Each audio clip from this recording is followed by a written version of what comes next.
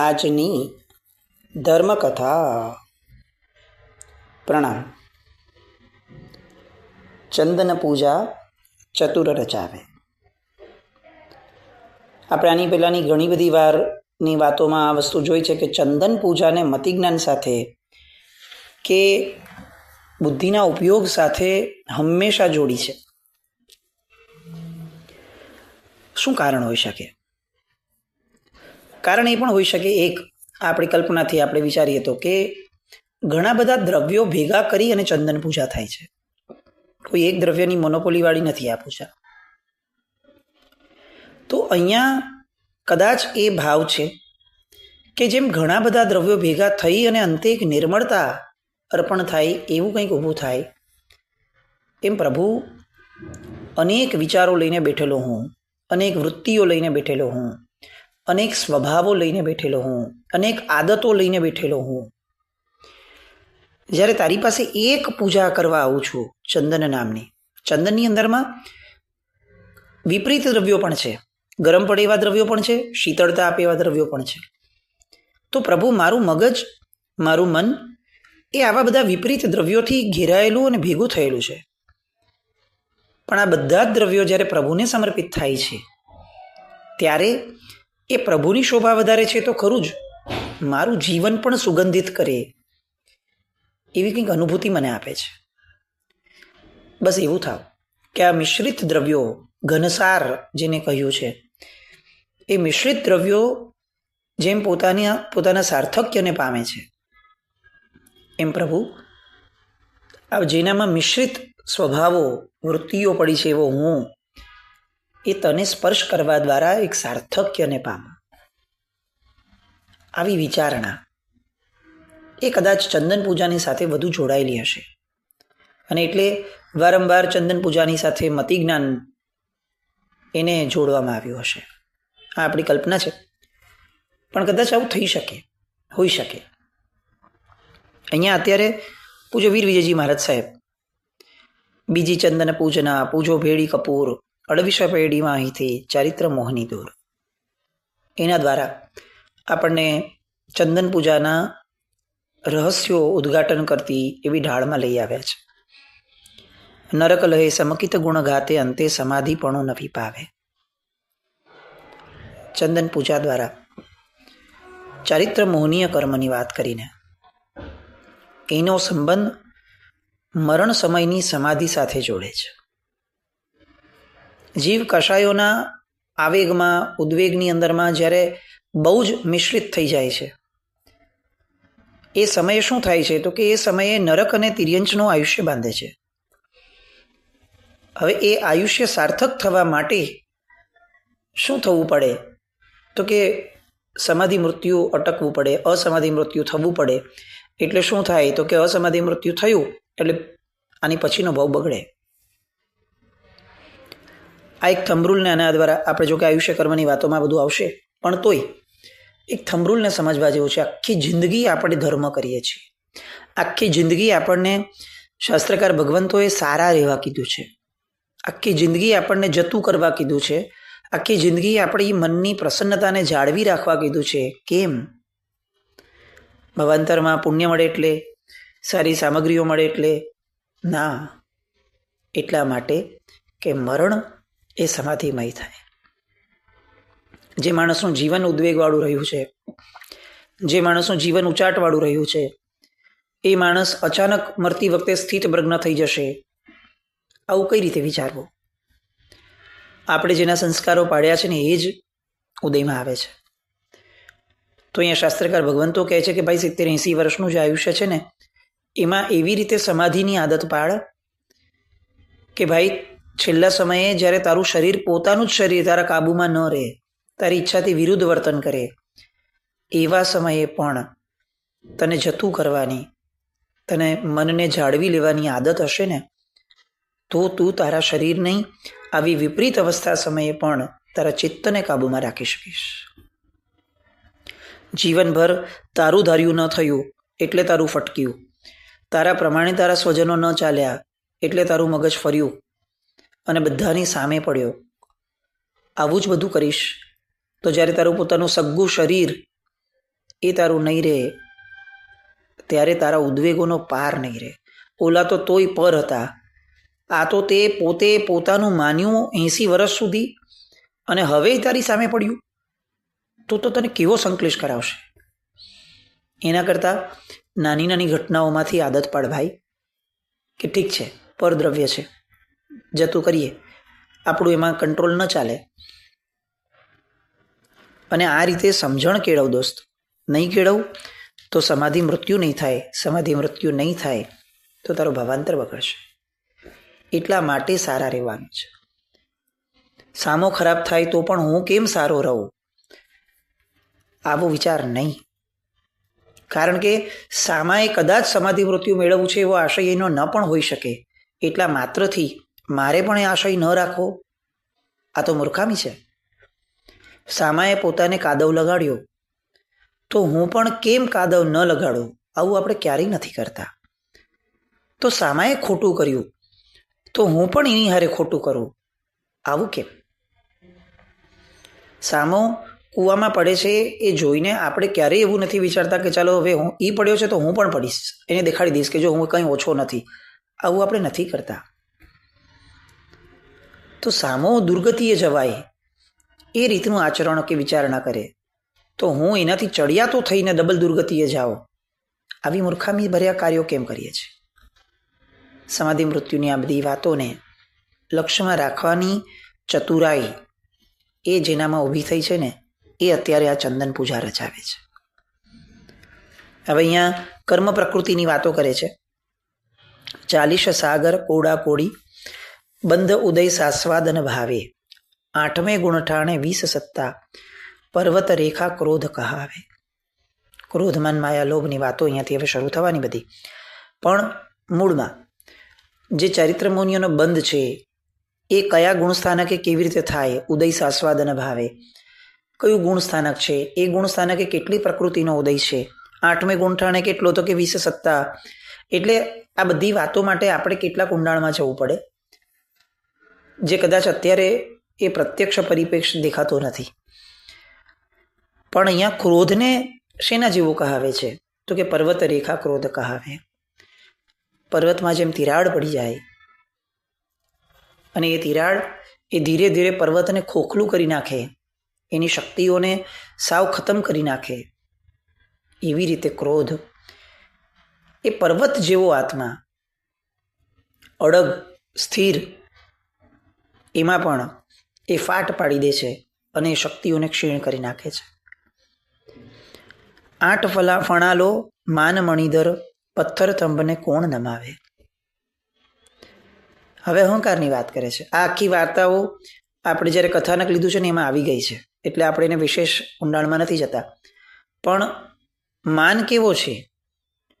અહંકાર તો કે 8 ફણાવાળા સર્પ જેવો છે, એટલો ભયંકર છે. 8 કર્મો એ ફણા જેવા ગણાવ્યા અને અહંકારને એનો સમ્રાટ ગણાવ્યો. 8 કર્મોને ઊભા કરનાર, 8 કર્મોને ખેંચીને લાવનાર, 8 કર્મોથી યુક્ત એવો કશાય કયો છે? તો કે અહંકાર એવો કશાય છે. અહંકાર, હું, મારાપણ, એના દ્વારા દરેક કર્મો આવે છે. આ વાતને આપણે છે ને બહુ જ પ્રેક્ટિકલી જોવા જઈએ તો એકદમ સિમ્પલ કેલ્ક્યુલેશનમાં આપણને સમજાઈ જશે. જીવ જ્યારે પોતાને હું આત્મા છું, આ એક સહજ સત્ય વાત છે, એ સ્વીકારવાના બદલે અગર જીવ એમ વિચારી લે કે ભાઈ હું ફલાણો માણસ છું, મારો એક પરિવાર છે, મારું એક સ્ટેટસ છે, મારું એક રૂપ છે, મારો એક વ્યવસાય છે, આવું બધું પોતે એક ભ્રમ નામની કલ્પના એની અંદરમાં ગૂંચવાઈ જાય અને પછી એ જ ભ્રમને સત્ય કરવા માટે કશાયો કરે, ત્યારે એવું ખરેખર લાગે કે આ એક પાપના, એક ભ્રમના કારણે એ બધા નવા પાપ ઊભા કરે છે. એને ક્રોધ કેમ આવ્યો? કારણ કે કોઈકે એના પોતાનાપણાને છંછેડ્યો એટલે એને ક્રોધ આવ્યો. એને લોભ કેમ કર્યો? કારણ કે એને પોતાનુંપણું પુષ્ટ કરવું છે એટલે લોભ કરે છે. એ માયા કેમ કરે છે? તો કે એનું પોતાનુંપણું કોઈની સામે છતું ન થઈ જાય એટલે એ માયા કરે છે. એટલે મૂળમાં એવરીથિંગ રોટેટ્સ કોની આસપાસ? અહંકાર. આ અહમ જે છે, સંસ્કૃતનો શબ્દ છે અહમ એટલે હું. આ અહમ જે છે એનો ભ્રમ એ જ આખા સંસારનું મૂળ છે. જીવ ફક્ત એટલું વિચારી લે કે ભાઈ આ જે શરીર દેખાય છે અત્યારે 80 વર્ષ પછી કાંઈ નથી થવાનું, પછી રહેવાનું જ નથી, પછી તો હું જેને હું કહું છું એ બદલાઈ જશે. આજે મને હું કહું છું, આવતીકાલે હું કદાચ દેવલોકમાં જઈશ તો એ દેવલોકના શરીરને હું કહીશ. એનો મતલબ કે આ હું પણ એ વરાય થાય છે, એ સ્થિર નથી. તો જે હું પણ સ્થિર છે હું કેવી રીતે હોઉં? સ્થિર જેવું કંઈક તો હશે ને મારામાં. તો એ સ્થિર કોણ છે આ બધામાં? કોન્સ્ટન્ટ કોણ છે? તો કે મારો આત્મા છે. તો એ હું છું. ડ્રામા ચાલતું હોય અને કોઈ એક રોલ પ્લે કર્યા પછીથી હવે બીજો એક રોલ પ્લે કરવાનો આવે, ત્રીજો એક રોલ પ્લે કરવાનો આવે, તો એ કેરેક્ટરને ક્યારેય કન્ફ્યુઝન નથી થતી કે યાર હું એક્ઝેક્ટલી કોણ છું. ના, એને ખબર છે કે હું અલગ છું, આખો આ રોલ્સ બધા અલગ છે. આટલી સિમ્પલ વાતો એ આપણે આપણા આત્માની અંદરમાં એને આત્મસાત ન કરી શકીએ એટલા માત્રથી અનંતકાળથી આપણે ભમીએ છીએ. કેટલું આપણને નબળું લાગે. સાવ આટલી સિમ્પલ વાત આપણે નહીં સમજી શકતા હોઈએ. અને એટલે અહીંયા વીર વિધિજી મહારાજ સાહેબ કહે છે કે હવે આ ચંદન પૂજા કોણ રચાવે છે? તો કે ચતુર રચાવે છે. કોણ ચતુર? તો કે જેને ચતુરાઈપૂર્વક આ સમજી લીધું છે કે અચ્છા આ બધા રોલ પ્લે તો હું છું જ નહીં, હું તો કોન્સ્ટન્ટ છું, આત્મા છું. તો જેણે આવું સમજી લીધું છે એ વ્યક્તિ હવે ચારિત્ર મોહનીય કર્મો જે છે એમાં ફસાતો નથી. તમે કોઈ રોલ પ્લે કરીએ આપણે અને રોલ પ્લેમાં કોઈ ખોટી વસ્તુ આવે કે જેનાથી આપણને નુકસાન થવાનું હોય તો આપણે ન કરીએ. ફોર એક્ઝામ્પલ, આપણે કોઈ ડ્રામા ચાલે છે એની અંદરમાં આપણે શેર બજારિયાનો રોલ કર્યો. હવે એ રોલ કરવાની અંદરમાં આપણે બોલી લીધું કે મારા 10 લાખ રૂપિયા ઇન્વેસ્ટ કરજો ચાલો, અને મેં ઇન્વેસ્ટ કર્યા અને સ્ક્રિપ્ટ એવી હતી કે જેમાં રોલ પ્લે કરવાની અંદરમાં પટકથાઓ એવી લખાયેલી હતી કે એ જ ઓલાની અંદરમાં લોસ ગયો. પણ આ બધું આપણને ખબર છે કે આ તો ડ્રામા છે. હવે આ ડ્રામા પૂરું થયા પછીથી અચાનક કોઈ માણસ કહે કે ચાલ ને 10 લાખ ઇન્વેસ્ટ કર ને, તું આમાં બોલ્યો તો હતો હવે કર. તો આપણે બહુ જાગ્રતપણે ના પડે છે કે ભાઈ આવું બધું ડ્રામામાં હોય, રિયલમાં કરવું નથી મારે કાંઈ. બસ આવું જ છે આપણા રોલ પ્લે. એ જો આપણે સમજી જઈએ કે આ રોલ પ્લે છે તો રિયલમાં પોતાનું બગાડવાની ઈચ્છા આપણી જરાય નહીં થાય. એટલે અહીંયા ચતુર ચારિત્ર મોહનીય કર્મો એટલે કે કૃત્યો, એક્ટ. બેસિકલી દર્શન મોહનીય કર્મ એ થોટ છે અને ચારિત્ર મોહનીય કર્મો એ એક્ટ છે. તો આપણા એક્ટ બગડે નહીં એની વાત અહીંયા ચંદન પૂજામાં ચાલે છે. તો એક્ટ બગાડે કેમ નહીં? જો આપણો થોટ પ્રોસેસ ક્લિયર છે તો એક્ટ ન બગડે. તો અહીંયા એ આખી વાતને મૂકી કે ભાઈ અહંકારથી આપણે ખાસ દૂર થઈએ અને આ ભ્રમને આપણે સમજીએ. 8 ફણાલો માન મણિધર પત્તર તમને કોણ નમાવે, ગનવંશી મૂળ માયા નાગણી, લોભ કિરમજી રંગ કોણ હટાવે, ચંદન પૂજા ચતુર રચાવે. આ બધી વાતો આપણે કરી છે એટલે આમાં બહુ ડિટેલમાં નથી જતા. મેં વશ કીધા મુનિકિરિયાથી મંત્રમણી મોહરે વશ નાવે. કોને કોને વશ કર્યા છે આ મોહરાજાએ? આ અહંકારે, આ ચારિત્ર મોહનીય કર્મએ. તો એક ક્રિયાથી યુક્ત એવા મુનિને પણ વશ કર્યા. આપણે આ દ્રષ્ટાંત પણ લીધું હતું. મંત્રમણી મોહરે વશન આવે, જાંગુલી વાદીને પાણી ભરાવે, નાગદત્ત વસુદત્ત જગાવે, ચંદન પૂજા ચતુર રચાવે. હવે છેલ્લે આ એનો સાર મૂકે છે. આ બધી કથાઓની વાતો આપણે જોઈ છે એટલે આપણે એને થોડું સ્પીડમાં લઈએ છીએ. સામાયિક દંડક ઉચ્ચરાવે, એ સમો મંત્ર ન કો જગ આવે, ચંદન પૂજા ચતુર રચાવે. સામાયિક દંડક ઉચ્ચરાવવું એ આ જગતના શ્રેષ્ઠ મંત્રોમાંનો એક મંત્ર છે અને ચારિત્ર મોહનીય કર્મના નાશ માટેનો આ શ્રેષ્ઠ ઉપાય છે. કેમ આવું? તો કે સામાયિક દંડક ઉચ્ચરાવવા માત્રથી જીવ અનેક એક્ટથી બચી જાય છે. આપણે આ શબ્દને બહુ સમજી શકીએ એમ છે એટલે આ શબ્દ વાપર્યો છે કે આપણે સામાયિક લીધી તો હવે 48 મિનિટ આપણે ક્યાં હશું? કટાસના પર હશું. 48 મિનિટ માટે આપણે કેટલા બધા એવા એક્ટથી બચી જઈએ છીએ કે જે એક્ટ આપણે સામાન્ય રીતે કર્યા જ હોત આ સમયમાં. જેમ કે ફોન ઉપાડવો, જેમ કે બહાર ફરવા જવું, જેમ કે વ્હીકલ્સ વગેરેનો વપરાશ કરવો, જેમ કે રસોડાની અંદરમાં કંઈ કામ કરવું, જેમ કે આપણી રૂટીનની જેટલી પણ પ્રક્રિયા છે બધી જ, આ બધામાં ક્રિયાનું જે મૂળ પાપ છે એ પાપથી અટકીએ છીએ. સામાયિક એ સૌથી પહેલાં ક્રિયાથી આપણને અટકાવે છે, એટલા માટે કે તમે જો ક્રિયાથી અટકશો ને તો અંદર ઉતરી શકશો. એટલે ક્રિયાથી અટકવું એ સામાયિક નથી. ક્રિયાથી અટકવું એ સામાયિકની રિક્વાયરમેન્ટ છે કે ભાઈ 48 મિનિટ હવે તમે કોઈ ક્રિયા નહીં કરો. આ સામાયિક નથી, આ સામાયિકની રિક્વાયરમેન્ટ છે. સ્કૂલમાં જવું હોય તો યુનિફોર્મ પહેરીને આવશો, આવું આપણને જ્યારે કહેવામાં આવે ત્યારે યુનિફોર્મ એ સ્કૂલ નથી, યુનિફોર્મ એ સ્કૂલની રિક્વાયરમેન્ટ છે કે ભાઈ સ્કૂલમાં આવવું છે તો ભાઈ યુનિફોર્મ પહેરીને આવવું પડશે. એમ અહીંયા આપણને કીધું કે સામાયિક કરવું છે તો આ બધી ક્રિયાઓનો ત્યાગ કરવો પડશે. પછી જેમ યુનિફોર્મ પહેરીને બાળક સ્કૂલમાં એન્ટર થાય એટલે પહેલો સવાલ થાય કે ભાઈ ચલો યુનિફોર્મ પહેરી લીધું, સ્કૂલમાં આવી ગયા, હવે શું કરવાનું છે? ત્યારે સ્કૂલનું એજ્યુકેશન એને અપાય. એવી રીતે આપણે જ્યારે બહારના બધા એક્ટથી અટકી ગયા, વિરમી ગયા, એ પછીથી કનેમી બનતે જ્યારે ઉચરાય છે ત્યારે હવે જીવ પૂછે છે કે પ્રભુ હવે હું શું કરું? આ બધી ક્રિયાઓ નથી કરવાનો, તો હવે હું શું કરું? અને ત્યારે પ્રભુ કહે છે કે તું અક્રિય બનવા માટેનો પ્રયત્ન કર. આ આપણું સામાયિક. આપણે સામાયિકમાં પણ ક્રિયાઓ શોધીએ છીએ. આપણે યુનિફોર્મની વેરાયટીને એજ્યુકેશન સમજીએ છીએ. મૂળભૂત રીતે એજ્યુકેશન માટે એજ્યુકેશન છે, યુનિફોર્મ માટે એજ્યુકેશન નથી. યુનિફોર્મ હોવો જ જોઈએ, પણ યુનિફોર્મ જ હોય એ ન ચાલે, સાથે એજ્યુકેશન હોવું જોઈએ.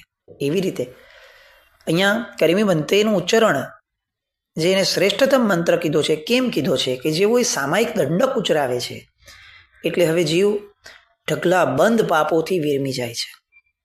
અને હવે શું કરવાનો છે? તો કે હવે ચતુર બનવાનો છે. સામાયિકમાં બેસીને શું કરશે? તો કે ચતુરાઈપૂર્વક પોતાના આ અહમના ભ્રમને તોડવા માટેનો પ્રયત્ન કરશે. શ્રી શુભ વીરના શાસન માહે નાગદત્ત અક્ષય પદ પાવે, ચંદન પૂજા ચતુર રચાવે. નાગદત્તનું દ્રષ્ટાંત પણ આપણે જોયું છે. આ બધા દ્રષ્ટાંતો દ્વારા જે આપણને સમજાવે છે ને એ ચતુરાઈ છે કે દોસ્ત તું ચતુર બન. તું હવે સામાન્ય માણસ નથી. તું સામાન્ય લોકોની જેમ તું પણ બ્રહ્મમાં જીવીશ, તું પણ લૌકિક ધર્મોની જેમ ક્રિયાઓ કરીને પોતાને ધર્મનો અધિકારી માની લઈશ. તું બીજા બધા ભવોની અંદરમાં જે કર્યું એવી રીતે મોહમાં મૂળ બની અને મોક્ષના માર્ગે છું એવું સમજી લઈશ. તો દોસ્ત તું ક્યાંય તારા 70-80 વર્ષને ગુમાવી બેસીશ. તું ચતુર બન. તું હવે ચંદન પૂજા કરતો થયો, તું સ્વયં સાક્ષાત પ્રભુના સ્પર્શને પામતો થયો છે ભાઈ. હવે તું મૂર્ખ રહે કેવી રીતે ચાલે? હવે તો તારે સમજણ કેળવવી જ પડે. અને સમજણ કેળવતા જે ચતુરાઈ પ્રગટે છે એ ચતુરાઈ પૂર્વક હવે તું ચંદન પૂજા કર. ચંદન પૂજા ચતુર રચાવે. છેલ્લેનો મંત્ર ઓમ રીમ શ્રીમ પરમ પુરુષાય પરમેશ્વરાય જન્મજાળ મૃત્યુ નિવારણાય શ્રીમતે અનંતાનુબંધી કષાય દહનાય શ્રીમતે વીર જિનેન્દ્રાય ચંદનમ યજામહે સ્વાહા. કેટલી સરસ વાત! અનંતાનુબંધીના જે કષાય છે એનું દહન, એને બાળવા માટે હું આ ચંદન પૂજા કરું છું.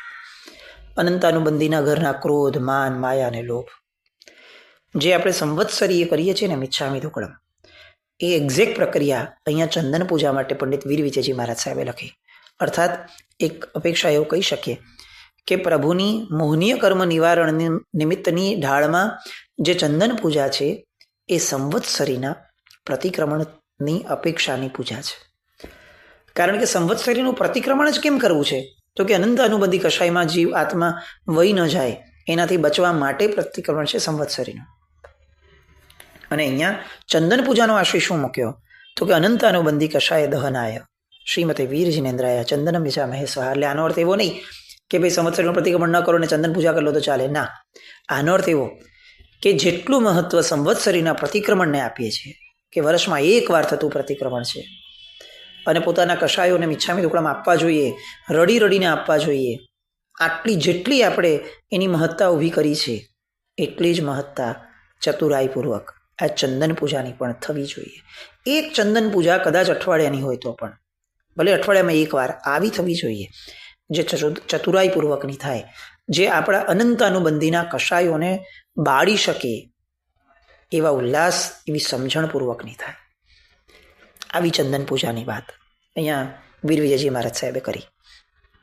અને હવે અનંત અનુબંધીના ઘરના કશાયોની વાત પછી હવે આવશે પ્રત્યાખ્યાની અને અપ્રત્યાખ્યાની કશાયોની વાત. આ બધા શબ્દો ડિફિકલ્ટ નહીં જ પડે, હું માનું છું, કારણ કે આ બધા શબ્દોના અર્થો આપણે કથાનકો જ્યારે લીધા હતા ત્યારે સમજી લીધા હતા કે ભાઈ અનંતાનુબંધી એટલે શું, પ્રત્યાખ્યાની એટલે શું. આ બધી વાતો આપણે કરી છે. તેમ છતાં કદાચ કંઈક ડિટેલિંગ લેવી હોય તો થોડો એ સત્સંગ રિફર કરી લેવો, એટલે આપણને એક્ઝેક્ટ ખ્યાલ આવી જાય કે ભાઈ આ અનંત અનુબંધીના ઘરનો કશાય એટલે શું. તો એવું કંઈક સમજી અને આગળ ચતુર બનીએ આપણે બધા, એવી શુભ મંગલ કામના સાથે. જીના આજ્ઞા કંઈ પણ બોલાયું હોય તો મિચ્છામિ દુક્કડમ. જૈનમ જયતિ શાસન.